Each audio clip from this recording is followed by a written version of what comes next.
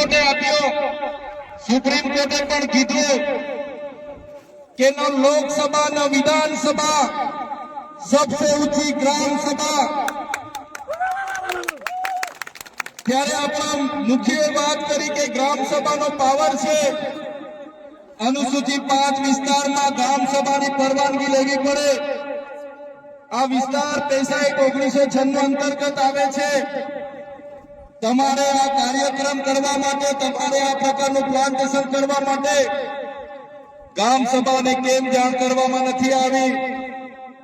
ગામ લોકોને કેમ નોટિસો આપવામાં નથી આવી? ગામ સભાની મંજૂરી કેમ લેવામાં નથી આવી?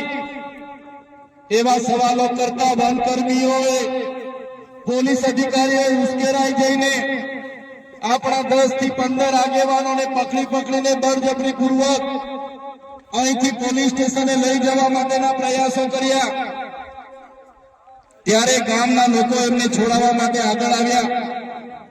ગામ લોકો છોડાવવાનો પ્રયાસ કર્યો ત્યારે પોલીસના અધિકારીઓએ પૂર્વ આયોજિત કાવતરા મુજબ એ લોકોએ ગામના લોકોને દોડાવીને લાઠીચાર્જ કર્યો। હમણાં જ ગામના મુખીએ, ગામના સરપંચો, એમને ગામના પોલીસ પટેલે મને કીધું કે લગભગ 32 થી 35 લોકો ગંભીર રીતે ઘવાયેલા છે, એમને ઈજાઓ પહોંચી છે અને એ લોકો પોલીસના ડરના કારણે સરકારી દવાખાનાઓમાં નથી ગયા, પણ ઔષધિઓની દવા કરે છે, દેશી દવા કરે છે અને આજે પણ એ લોકોની સ્થિતિ ખૂબ જ ગંભીર છે। ત્યારે મિત્રો સવાલ એ થાય છે કે આ પ્રકારની સૂચના કોણે આપી પોલીસને? કયા ભાજપના નેતાઓ પોલીસને મોકલ્યા? કયા ભાજપના નેતાઓના ઈશારે લાઠીચાર્જ થયો? કયા ભાજપના નેતાઓના ઈશારે અહીંયા 27 જેટલા ટીયર ગેસ છોડવામાં આવ્યા? અને કયા ભાજપના નેતાના ઈશારે અહીંયા 50 થી પણ વધારે રાઉન્ડ ફાયરિંગ કરાવવામાં આવ્યું? આ ફાયરિંગમાં નાસભાગ કરતા ઘણી માતાઓ, ઘણા બહેનો, ઘણા વડીલો ઈજા પામેલા છે। ત્યારે સાથીઓ, આપણો આદિવાસી સમાજ એ સંવિધાન અને સંવાદનો માનનારો છે। આપણા લોકોએ સંવિધાનની વાત કરી, સંવાદની વાત કરી અને વન અધિકારીઓ અને પોલીસ અધિકારીઓએ એમનો સત્તાનો ઉપયોગ કર્યો। ભાજપના નેતાઓના ઈશારે આપણા લોકોને ડરાવવાનો, ધમકાવવાનો ઉપયોગ કર્યો, આપણા લોકો પર લાઠીચાર્જ કર્યો। ત્યારે આ ભાજપની સરકારને, એમના એસપીને, એમના ડીવાયએસપીને, એમના ડીસીએફને આ ચૈતર વૈસાવા કહેવા માંગે છે, અમે આદિવાસી લોકો સંવિધાનમાં માનનારા છે, અમે આદિવાસી લોકો સમાજમાં માનનારા છે, અમારા આદિવાસી લોકોને તમે છંછેડ છો, અમે સંવિધાનને હવે સમાજ સાઈડ પર મૂકીશું। એ દિવસે અહીંયા હાર-તારની લડાઈ થવાની છે।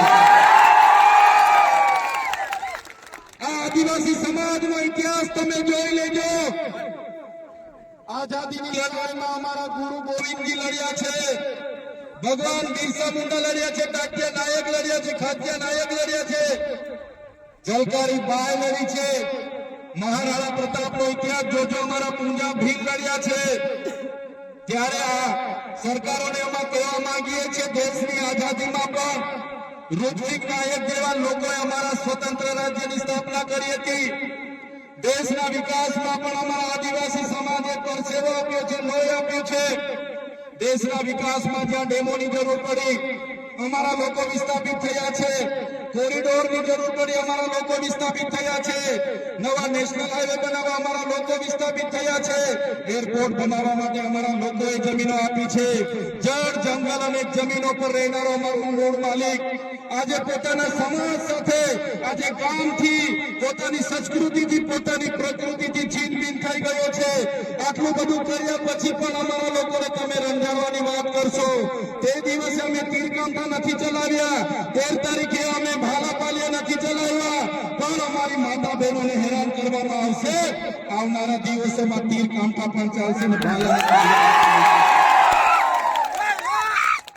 અમે વિકાસના સાથે અમારે કોઈ નિસ્બત નથી, વિકાસનો અમારે કોઈ વિરોધ નથી, પણ આદિવાસીઓના ભોગે વિકાસની તમે વાત કરો છો, એને હમણાં અમે સંમત નથી।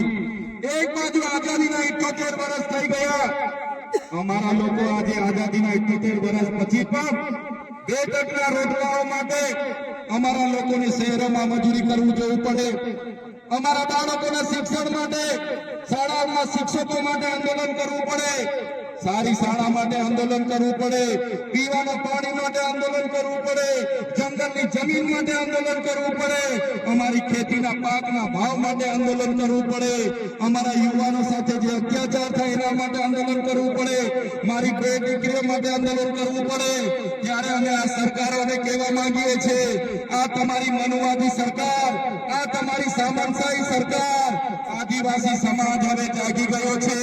સરકારને અમે કહેવા માંગીએ છીએ, હવે અમારો સમાજ લડેંગે જીતેંગે, જિંદાબાદ મુર્દાબાદ, આગે बढ़ो. હાય સરકાર, હાય હાય, આવેદન નિવેદન હવે અમે કરવા માંગતા નથી. તમે પાડલિયા ગામ સાથે જે અત્યાચાર અમે કર્યો છે, જો આવનારા દિવસોમાં જે પણ લોકો પર FIR થઈ છે એ FIR રદ કરવામાં નહીં આવે તો આવનારા દિવસોમાં અમે પાલનપુર SP કચેરીનો ઘેરાવો કરીશું.